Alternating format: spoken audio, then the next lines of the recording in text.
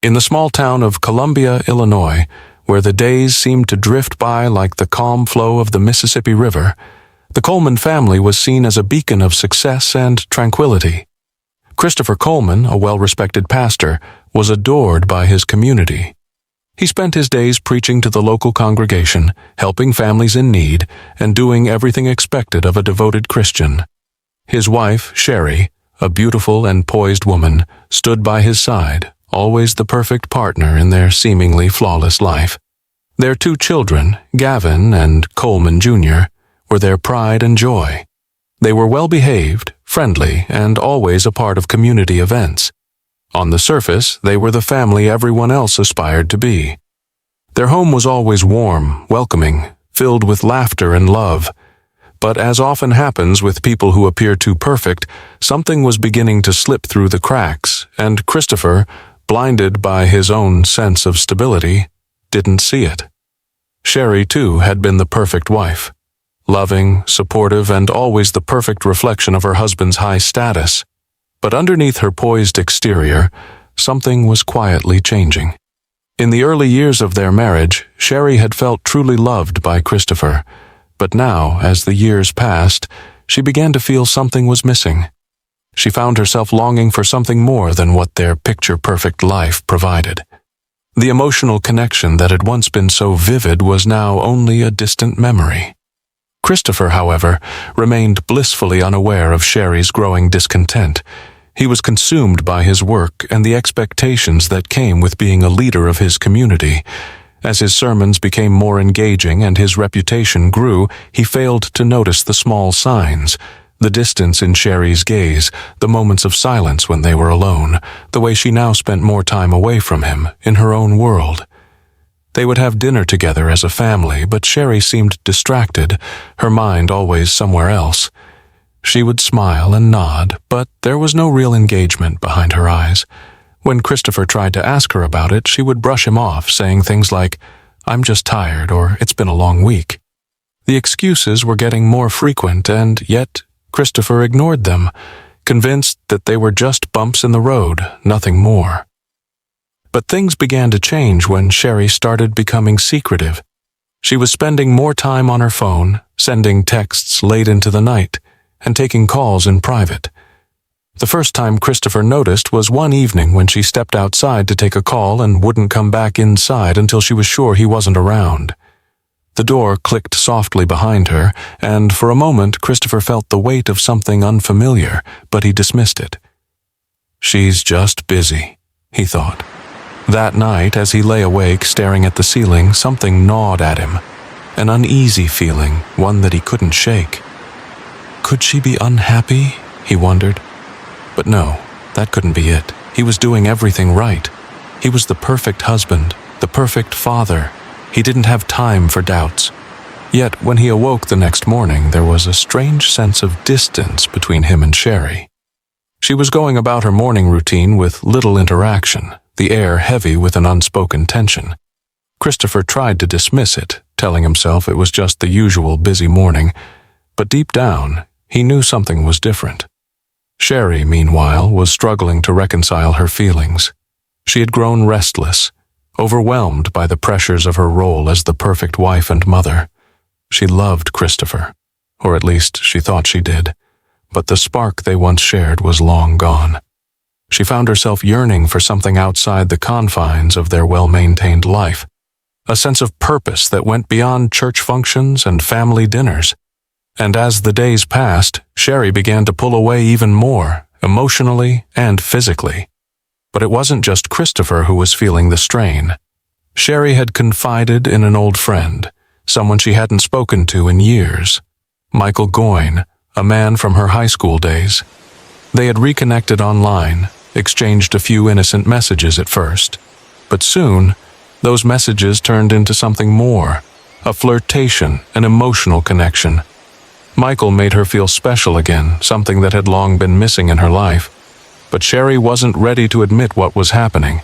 She was still conflicted, torn between the life she had built with Christopher and the excitement that Michael brought back into her world. As the days wore on, it became harder to ignore the pull she felt toward him, and one night when Michael suggested they meet, Sherry couldn't resist. Her heart raced as she prepared to meet Michael. It wasn't just about an affair. It was about feeling seen, feeling understood, something that had been absent in her marriage for so long. Christopher, meanwhile, still oblivious, had no idea that his seemingly perfect world was on the verge of unraveling. The mornings had become a routine. Christopher would wake up early, leave for his morning prayers at the church, and Sherry would make breakfast, her movements mechanical. The once warm conversations over coffee had diminished into empty exchanges, their silence growing louder with each passing day.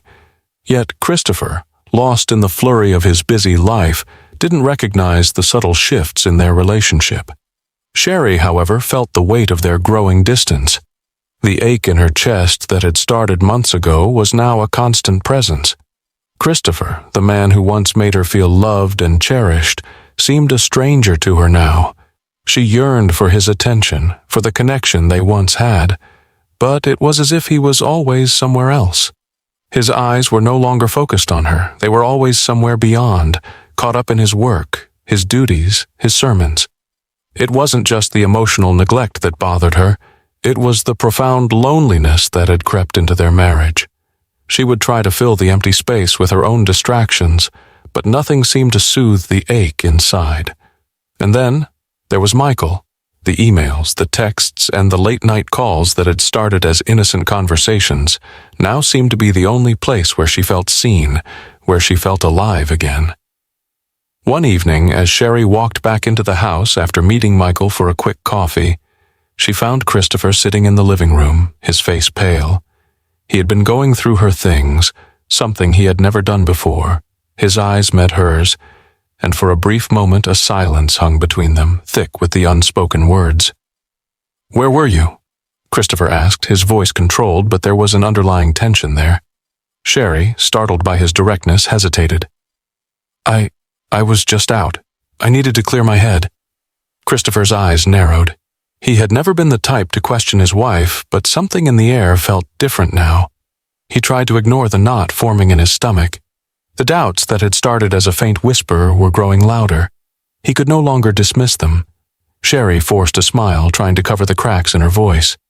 "You've been busy, haven't you? Don't worry about me." But the words felt hollow. The evening passed in a strained silence. They ate dinner with the children, but it was as if they were strangers sharing a table. Sherry's thoughts drifted, consumed by the secret she was carrying.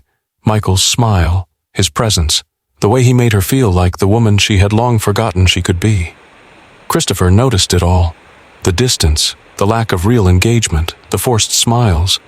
He had dismissed it before as just a phase, but now it felt different. His mind raced as he tried to make sense of the situation. He questioned himself. Had he missed something? Had he done something wrong? He loved Sherry, he always had. But why did it feel like she was slipping further and further away from him?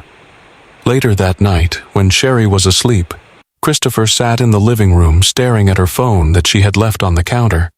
His fingers trembled as he picked it up, his heart pounding. The text messages stared back at him, messages from Michael. His mind reeled as he read the words. They were affectionate, casual at first, but then they grew more personal, more intimate. He didn't need to read any further to understand. His world, the perfect family he had worked so hard to build, was crumbling before him. A feeling of betrayal washed over him. The thoughts were jagged, painful, and relentless. How had he missed this? How had he been so blind to his wife's emotional infidelity? And worse, how could Sherry do this to him? His feelings swirled between anger, confusion, and profound sadness. He put the phone down, his breath shallow. The silence of the house felt suffocating now, as if it was closing in on him. He stared at the wall, lost in his thoughts. The doubts that had haunted him for weeks now had concrete evidence, and they were like a weight he could no longer ignore. The man who had once been so sure of his life, his purpose, and his family now found himself questioning everything. He had been living in a bubble, convinced that the world he had worked so hard to build would remain untouched. But the truth hit him hard and fast. It was all an illusion. His mind raced with the need to confront Sherry, to demand answers, but something held him back. He couldn't quite put his finger on it, but there was a nagging fear, a fear that once the truth came out, there would be no going back. The perfect family, the perfect life, would never be the same again. And as he lay in bed that night next to Sherry, he couldn't shake the feeling that everything was already lost. No matter how much he tried to convince himself that it was just a misunderstanding, deep down, he knew the truth. Christopher stood still, the cold light of the kitchen overhead as his fingers gripped Sherry's phone. The evening had felt ordinary enough until now, a typical night of quiet tension that had become all too familiar. He had just come back from the church, the weight of the day's sermon still lingering on his shoulders. But this was different. The phone was lying innocently on the counter, just as it had been for days. But tonight, something was different. The unsettling feeling he had been pushing aside now became impossible to ignore. His hands trembled as he picked it up, his mind racing. It wasn't like him to snoop, but the doubt gnawing at him was unbearable. The messages on the screen blinked back at him, unfamiliar words that struck like daggers.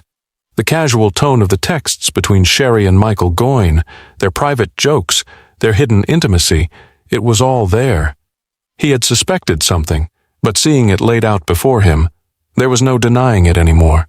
Sherry had been seeing Michael. She had been lying to him. Christopher's breath caught in his throat. The overwhelming sense of betrayal surged through him, a wave that left him dizzy. His mind screamed in disbelief. Yet at the same time, everything seemed to fall into place. The distance in Sherry's eyes, her late nights, her secrets. It all made sense now, in a way that felt both familiar and horrifying. She had been pulling away from him, not just emotionally, but physically, mentally. And now it was clear why. He sat down heavily at the kitchen table, the phone still in his hand. His pulse pounded in his ears. His thoughts raced. How had he missed this? How had she managed to keep it hidden? And the worst question, how had he been so blind, so consumed by his own life, that he had failed to see what was happening in front of him? For a moment, everything felt unreal. He wanted to deny it, to convince himself that it was all a mistake. Maybe Michael was just an old friend, someone to talk to. Maybe the messages meant nothing. But deep down, Christopher knew better. He knew this wasn't some harmless mistake. This was betrayal. The house felt too quiet, too still, as if time itself had stopped. The sounds of his breathing were loud in the empty space. He could hear the faint hum of the refrigerator in the background, but all he could focus on was the phone in his hands. He knew he had to confront her. He couldn't let this go. But the thought of confronting Sherry, of confronting the woman he had loved, the mother of his children, filled him with an anger so sharp it made his hands shake. His stomach churned. He thought of their years together, the family they had built, the love they had shared, and yet here he was, holding evidence of her betrayal, of a life he thought he knew, crumbling before him. Just then he heard the sound of footsteps behind him. Sherry had entered the room. Her voice was soft, almost hesitant as she spoke. "Christopher," she said, her tone a little too casual, as if everything was fine. He turned to face her, and for a moment neither of them spoke. The tension in the air was palpable. Sherry's eyes darted nervously, a flicker of something, fear, guilt, passing over her features. I found the messages," Christopher said, his voice flat, void of the warmth that had once characterized it. Sherry's face went pale. Her mouth opened, but no words came out. She looked at him, and for the first time in a long while, he saw her vulnerable. She was cornered, and it was clear she knew it. She tried to speak again, but the words tangled in her throat. "Why?" Christopher's voice was strained now, the question more of a demand than anything else. Sherry closed her eyes briefly as if gathering her strength. I don't know how to explain, Christopher. It's not just one thing. I've been feeling alone, and then I reconnected with Michael, and I don't know what happened." She paused, her voice breaking slightly. "I never meant for it to go this far." Christopher stood up abruptly, the anger he had been trying to hold back surging forward. "You're leaving me for him, aren't you? That's what this is, isn't it? After everything we've been through, everything we built together, you're just walking away." Sherry flinched at his words. the weight of his accusations sinking in. "I didn't want this to happen," she said, her voice a mixture of sadness and regret. "But yes, I've been thinking about leaving. I'm sorry, Christopher. I'm so sorry." The words stung, each one more cutting than the last. Christopher stood frozen, a whirlwind of emotions swirling inside him. He had known something was wrong, but hearing it from her lips, the truth laid bare, felt like a punch to the gut. This wasn't just an affair. It was the end of their life together, the end of their family. He stared at her, the woman he had shared his life with, the woman who had borne him children, now a stranger to him. The anger inside him threatened to explode. How could she do this? How could she betray him in such a cruel way? But amidst the rage, a deep, aching sadness started to seep in. His mind screamed at him to fight back, to make her understand the pain she had caused, but something inside him just broke. He wasn't just angry, he was devastated, and he couldn't understand why. Sherry took a step toward him, her hand outstretched, but Christopher recoiled. His heart was heavy, weighed down by the realization that everything had been a lie. The image of their perfect family, the life they had built, now felt like a distant memory, slipping away as the truth settled in. "I never wanted to hurt you," Sherry said quietly, her eyes filled with tears. Christopher didn't answer. He couldn't. The words wouldn't come. All he could do was turn away, feeling as though the world had come crashing down around him. The silence in the room was suffocating. Christopher's heart hammered in his chest, every beat a painful reminder of the conversation that had just taken place. Sherry stood before him, her face pale and eyes swollen with tears, but all he could see was the betrayal, the truth he had been avoiding for so long. He couldn't bring himself to look at her. His mind was still reeling, the images of their family, their life together, flashing before his eyes like a cruel joke. "I don't want to do this," Sherry said, her voice barely above a whisper. She wiped her eyes, trying to steady herself, but the tremor in her hands betrayed her. "But I can't keep living this lie." Christopher's jaw tightened, his fingers curling into fists at his sides. "A lie?" His voice was hoarse, edged with an anger he hadn't known he was capable of. "You think what you've done is just a lie? What we had, what we built, is nothing but a lie to you?" Sherry flinched at the venom in his words, but she didn't move. She stood there, looking at him, broken but resolute. "I never wanted it to happen this way," she said softly, almost pleading. "I didn't mean to hurt you, Christopher. I didn't mean for any of this to happen." She looked away, her gaze drifting to the window, avoiding his eyes.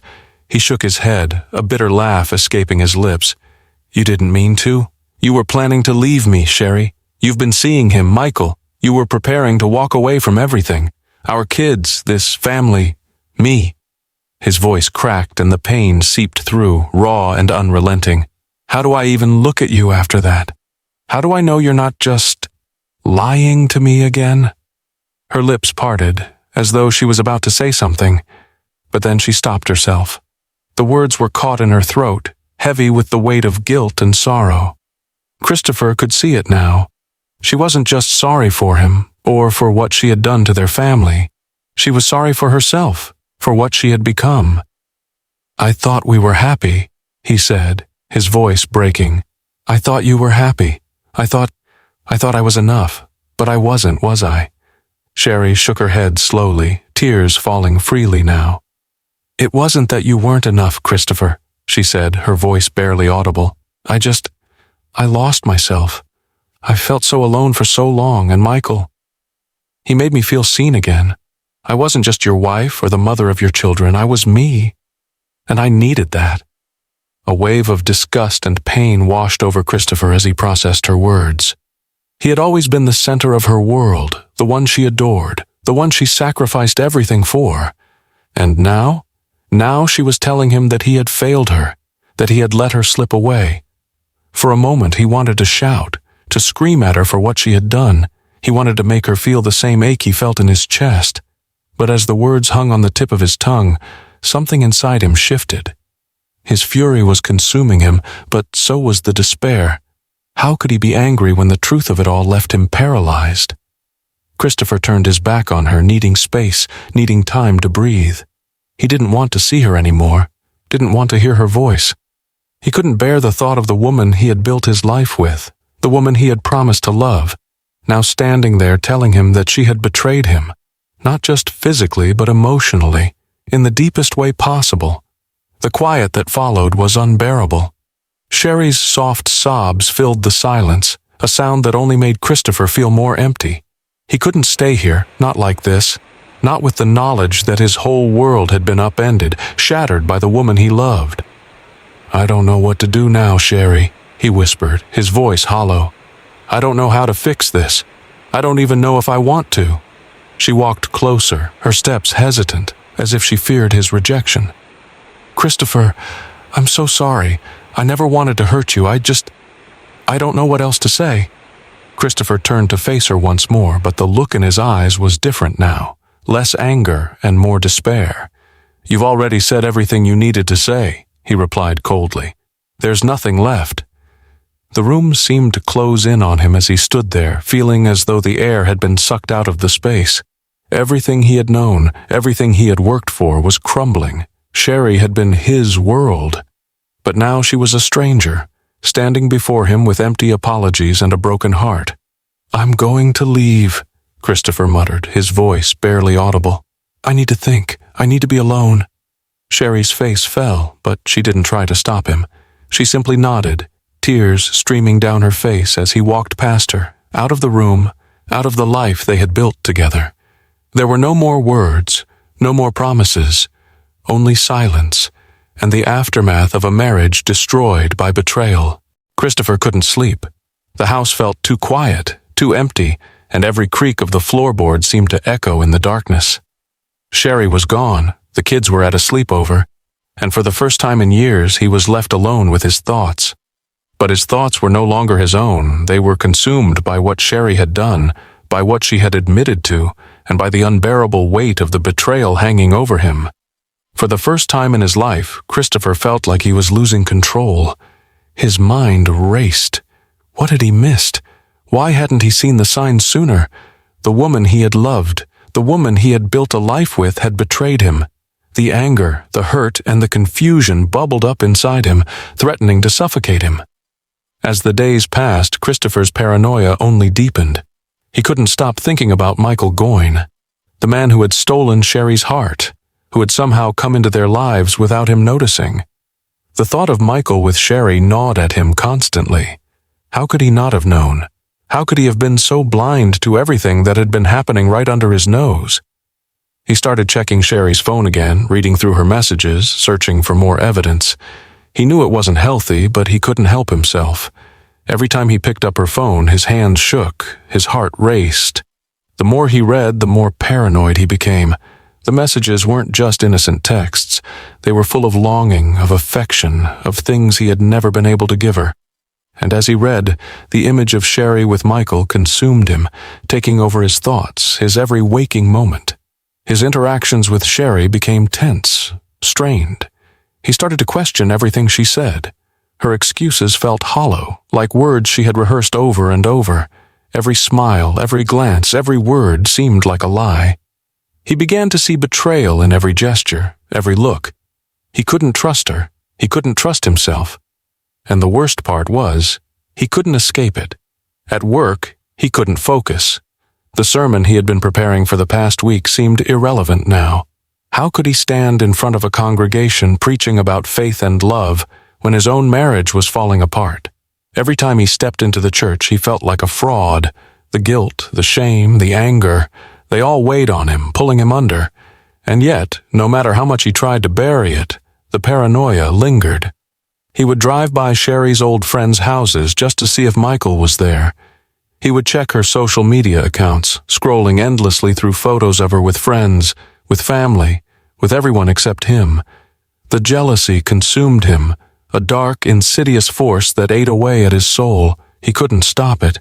He started following her. He'd sit in his car, waiting for her to leave the house, watching her every move. He would trail her, keeping his distance, making sure she didn't see him. Every time she stopped to talk to someone, he watched, trying to make sense of her interactions, searching for clues that would explain her betrayal. Christopher had never been this person. He had always prided himself on his calm, measured demeanor, on his ability to remain in control. But now, he was spiraling. His actions were reckless, his thoughts clouded by doubt and suspicion. The once quiet, loving pastor was becoming a man driven by obsession, by the need to know the truth, no matter the cost. One night, after hours of searching through old emails and phone records, Christopher found something that broke him further. An email. It was short, simple, and written by Michael. "I miss you. I can't wait to see you again." Christopher's hands shook violently as he read the words. The anger rose inside him, but this time it was not directed at Sherry. It was directed at Michael, the man who had stolen her, the man who had taken what was rightfully his. The bile rose in his throat, and for a moment he imagined confronting Michael, demanding to know why. But in the end, it wasn't Michael he was angry at, it was himself. How had he let this happen? How had he been so blind? Sherry had already chosen.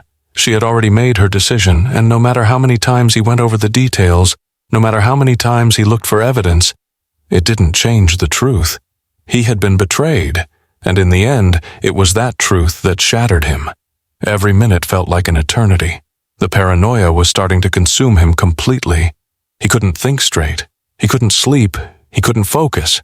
His mind was in a constant state of turmoil, caught in an endless loop of suspicion and doubt. And through it all, one thought remained. Sherry was slipping further away from him, and there was nothing he could do to stop it. Christopher couldn't shake the feeling that his entire world was falling apart.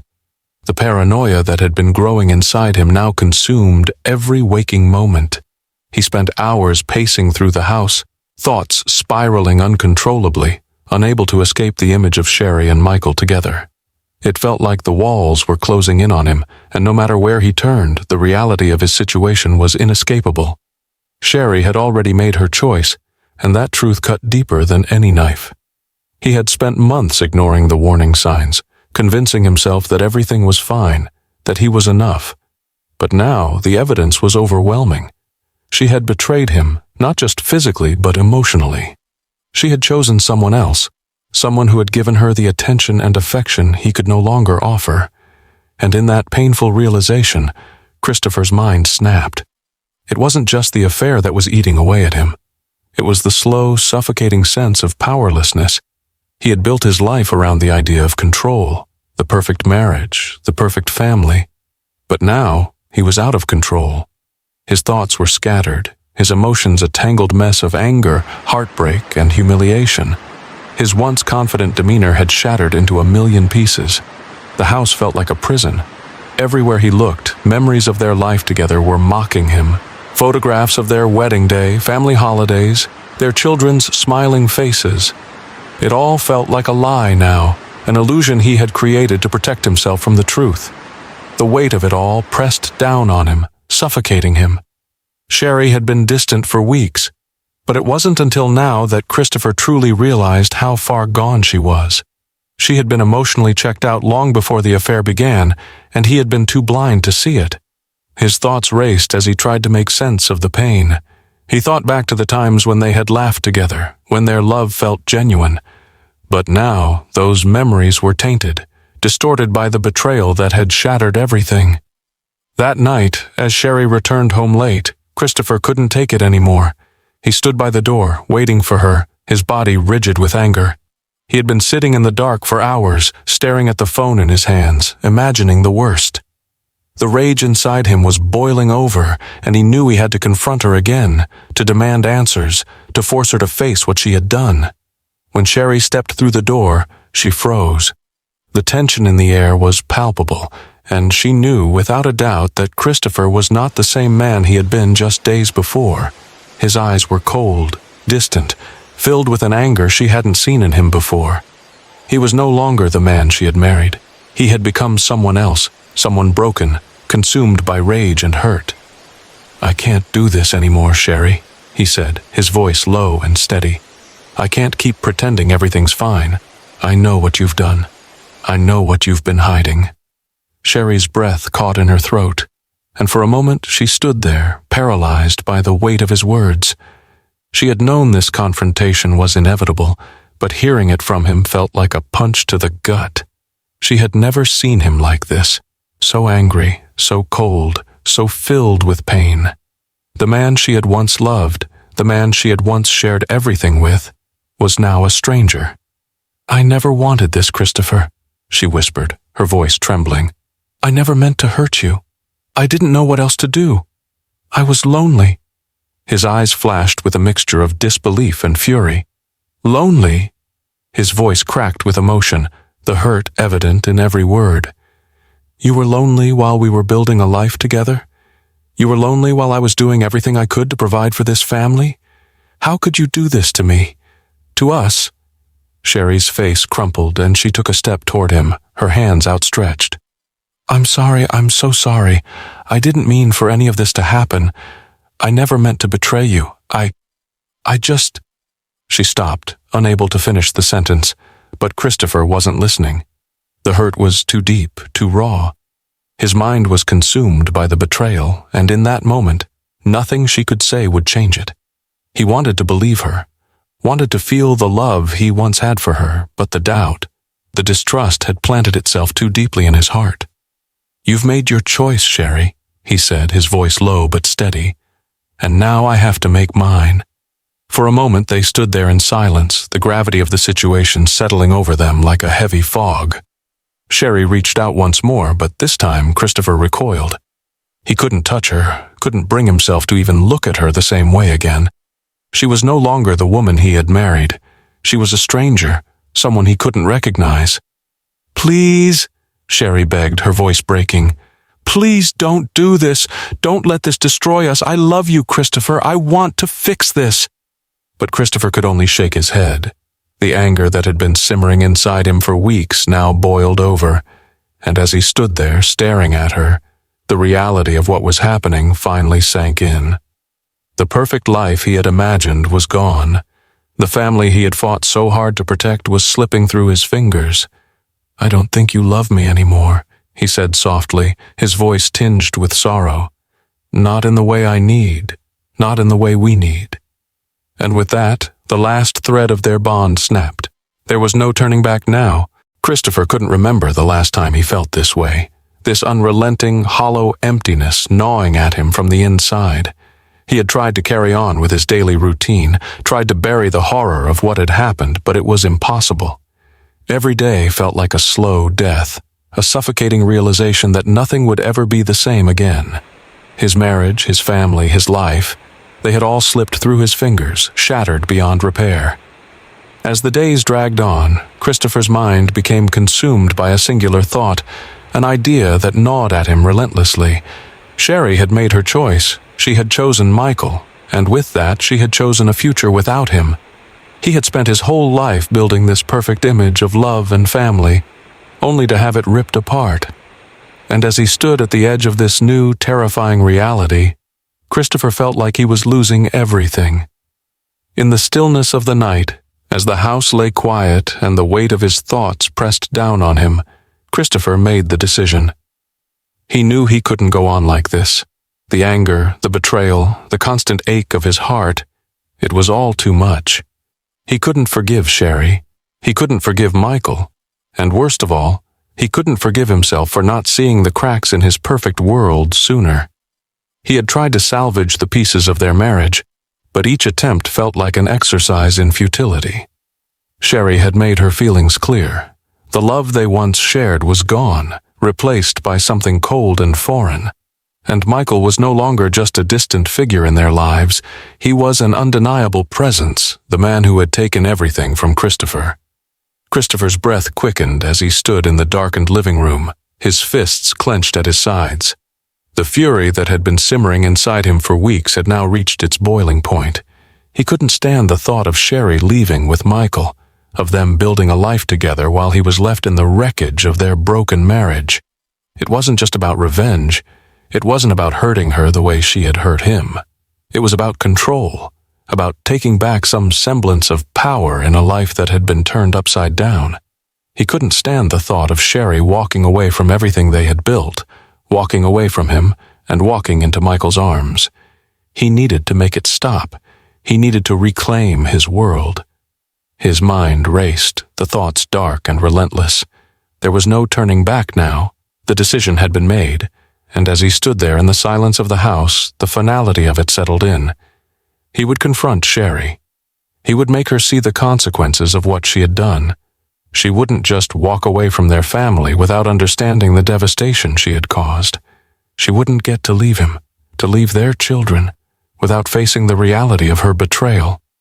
Christopher's pulse raced as he made his way to the bedroom. Sherry was asleep, but he knew it didn't matter. There was no way he could sleep, not with the thoughts spiraling in his mind. He stood in the doorway, staring at her sleeping form, the woman who had once been everything to him, now reduced to a stranger. Her breathing was slow and steady, unaware of the storm that was brewing in the room. The silence between them felt suffocating, as if everything they had once shared had vanished into the ether, leaving only an unspoken void. Christopher's heart pounded in his chest as he moved closer to the bed. His breath came in short, shallow bursts, the weight of the decision he had made heavy on his shoulders. He couldn't do this anymore. He couldn't live in this pain, in this constant state of anger and betrayal. It was too much. It was all too much. He reached down and shook her gently, his hands trembling. "Sherry," he whispered, his voice strained. "Wake up." Sherry stirred, her eyes slowly opening as she blinked against the darkness. She looked up at him, her face still soft with sleep. But there was a shift in her expression as she saw the look in his eyes. The look that was no longer filled with the love they had once shared, but with something else, something darker. "Christopher?" she whispered, her voice tentative, unsure of what was coming. His mouth was dry, his heart pounding in his chest. He stood there for a moment, unsure of how to begin, unsure of what to say. The decision had already been made, but the words felt foreign on his tongue. "I can't do this anymore," he finally said, his voice hoarse with emotion. "I can't pretend that everything is okay. I can't go on like this." Sherry sat up, her eyes wide with a mix of confusion and fear. "What are you saying?" she asked, her voice trembling. But Christopher was already beyond the point of no return. He knew what he had to do. The anger, the hurt, the betrayal, it all led to this moment. There was no more time for second chances, no more room for forgiveness. "I'm done," he said, his voice flat, resolute. "We're done." And with those words, the last shred of their relationship fell apart. The decision had been made, and there was no turning back. Christopher's mind was a whirlwind of chaos, but one thought stood clear. He had to act quickly. The rage, the humiliation, the overwhelming sense of betrayal had pushed him to the edge. Sherry had chosen Michael, and now Christopher was determined to take back what he had lost. His life, his family, and his identity had been torn apart, and he felt like the only way to reclaim control was to act decisively. He had spent the past few days in a frenzy of planning. Every moment had been calculated, every detail thought through. He knew that Sherry couldn't leave him without facing the consequences of her actions. Michael couldn't take her from him, and in his mind, the only way to ensure that was to make them both pay. He had considered his options. He knew he had to make it look like a break-in gone wrong, something clean, something that would leave no trace. But as he stood in their bedroom, staring at the woman he had once loved, the plan seemed to unfold on its own. His thoughts were blurry, but there was a sick clarity in the darkness. It had to be done. There was no other way out. Sherry was asleep, unaware of the storm brewing in Christopher's mind. The house was still, too still, as if even the walls could feel the tension that hung in the air. He walked around the room, checking the locks, ensuring that everything was in place. It was going to be quick. He couldn't afford to hesitate. The pain, the betrayal, it all came down to this moment. He had already prepared the scene. The items in the living room had been moved just enough to make it look like someone had forced their way in. He had taken all the necessary precautions, covering his tracks, making sure nothing pointed back to him. The perfect crime, or so he thought.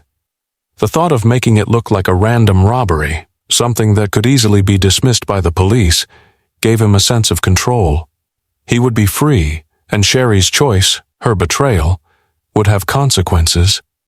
But as Christopher moved toward Sherry's side of the bed, A sudden surge of doubt swept over him.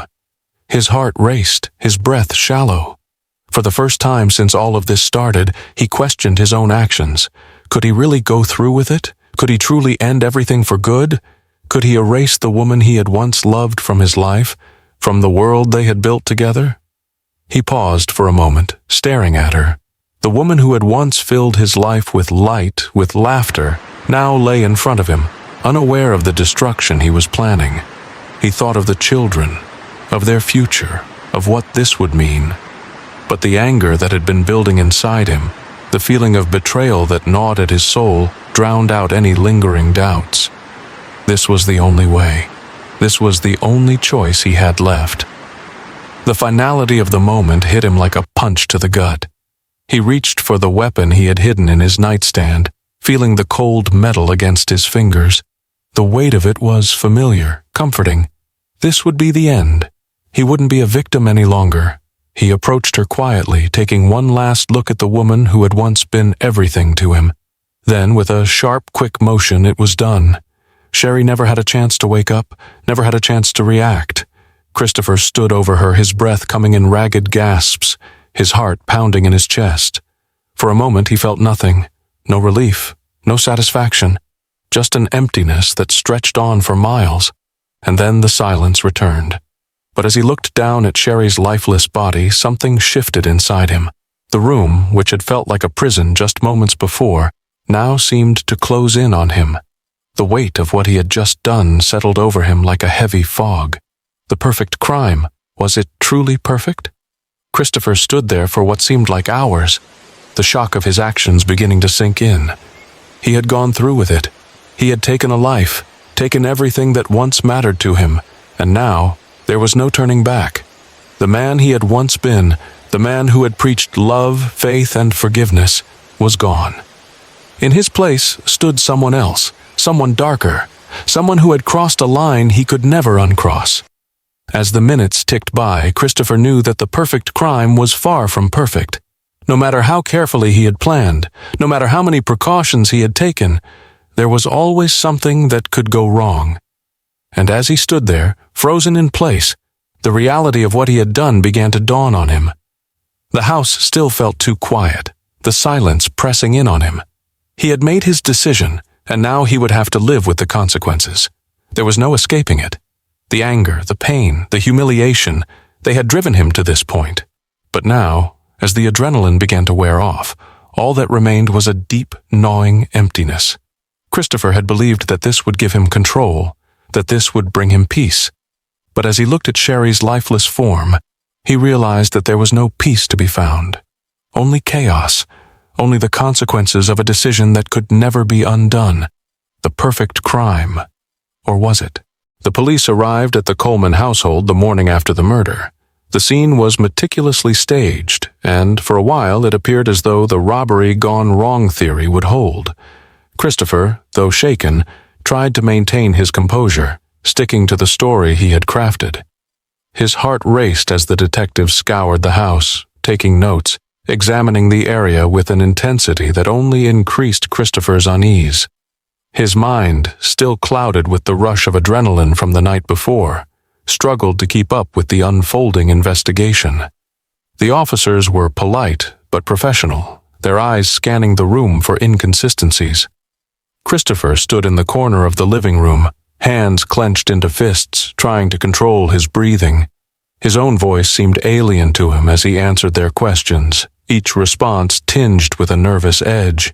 He told them about the break-in, about the struggle that had ensued, and how he had discovered Sherry and the boys in their bedroom, unconscious. It wasn't long before something about his story started to raise suspicion. The first clue, subtle but telling, was that the house didn't show the signs of a violent struggle. There were no signs of forced entry, no broken windows or doors, no overturned furniture that would indicate a fight had taken place. The detectives noted the lack of fingerprints on the supposedly robbed valuables, and that didn't sit right with them. A robbery gone wrong? It didn't add up. Christopher felt his heart pounding in his chest as he watched the detectives exchange glances. They weren't buying his story, but he kept it together, knowing that this moment of doubt was just the beginning. The police were methodical, but they were also quick to notice details that didn't align with his version of events. It wasn't long before they asked to speak to him alone. Sitting across from the detectives, Christopher's nerves began to fray. The tension in the room thickened as the investigators zeroed in on him, their questions more pointed now. They began with simple things: his whereabouts, his relationship with Sherry, how well he knew Michael Goyne, and his potential connection to the affair. His answers were coherent, calm, but each question seemed to chip away at the story he had so carefully crafted. They weren't accusing him directly, yet, but Christopher could feel the weight of their silence, the way they listened to him a little too closely, their eyes watching for any sign of deception. "Mr. Coleman," one of the detectives said, his voice even but probing, "you mentioned that the robber must have been desperate to get inside, but we couldn't find any signs of forced entry. No broken windows, no doors kicked in. Just a few things moved around." Christopher's throat tightened, but he maintained his composure. "Maybe he knew the house well," he offered, his voice strained but controlled. The detective didn't respond immediately. He just nodded, scribbling something down in his notebook. Christopher's mind raced. His thoughts were becoming jumbled. Every time he thought of something to say, a dozen other possibilities flashed in his mind. Could they be onto him already? Then the detective hit him with a line of questioning that sent a chill down his spine. "We've also spoken to some of Sherry's friends," the detective said, looking up from his notepad. "They mentioned that she had been acting strangely for a while. They said she seemed distant, almost like she was preparing for something." Christopher stiffened. He had been expecting this. Sherry's friends, her family, they all knew. They knew that something wasn't right, and now they were sharing their suspicions with the police. The cracks in his story were becoming more visible by the second. I don't know what you're talking about," Christopher said quickly, though the words felt like they were slipping from his control. "We had our problems, but we were working through them." The detective raised an eyebrow but didn't push. He simply gave a nod as though acknowledging that Christopher's reaction was typical. It wasn't what he had expected, though. The detectives were patient, and they knew how to exploit a person's vulnerabilities. They left him for a while, letting the silence settle in, and that was when the real tension began. Christopher sat alone in the sterile interrogation room, his thoughts a blur. What had started as a simple lie to regain control of his life was now threatening to unravel completely. His mind flashed back to the murder, to the moment when he thought everything would finally be resolved. But now he felt like the walls were closing in. The clock ticked on, and with each passing second, Christopher's sense of reality started to slip away. The perfect crime he had envisioned seemed increasingly distant. The detectives had begun to connect the dots, and though they didn't have enough to charge him yet, it was clear they suspected something was amiss. His carefully constructed narrative had begun to fray. By the time they returned, Christopher was no longer the man who had walked into the station that morning. He was no longer the composed, rational husband who had lost everything. He was a man facing the consequences of a crime that he had committed without fully understanding the price he would pay. The lead detective sat down across from him, his expression unreadable. "We've gathered more information. Things are starting to add up, Mr. Coleman." Christopher's breath caught in his throat. He felt the weight of their gaze, the pressure mounting with every word they said. It was only a matter of time before the truth came to light. He had planned the perfect crime, but it was never as perfect as he had hoped. The realization hit him hard. He was no longer in control. The investigation was unraveling, and he could feel it slipping away piece by piece. Christopher sat in the cold interrogation room, his palms sweating as the reality of his situation began to fully sink in. The silence between him and the detectives was deafening. They had been asking questions for hours, each query probing deeper into the events of the past few days, and each one tightening the noose around him. He had tried to hold it together, tried to stick to the story he had rehearsed, but he could feel the walls closing in. The perfect crime was no longer perfect. The investigators had pieced together enough to know that the truth wasn't matching up. The door opened, and one of the detectives walked in. His expression was unreadable, but Christopher could see the weariness in his eyes. the certainty that the case was nearing its conclusion. "We've reviewed everything, Mr. Coleman," the detective said quietly, sitting down across from him. "The evidence doesn't match your story. You've been lying to us." Christopher's heart pounded in his chest, but he said nothing. He had known this moment was coming, but the reality of it hit him harder than he had anticipated.